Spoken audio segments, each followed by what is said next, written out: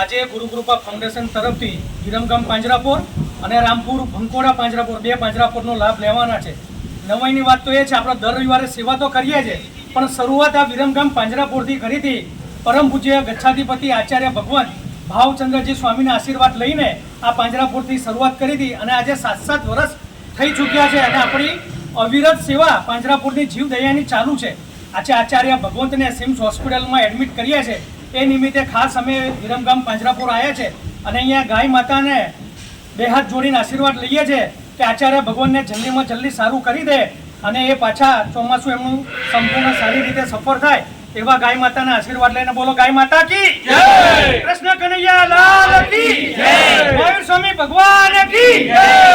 આપણા SIP member અને દરેક દાતાઓનો હૃદયપૂર્વક આભાર માનીએ છીએ જે અમારી જોડે 7 વર્ષથી જોડાયા છે। બોલો ફરીથી મયુર સ્વામી ભગવાન કી જય, કૃષ્ણ કનૈયા લાલ કી જય, ગૌ માતા કી જય।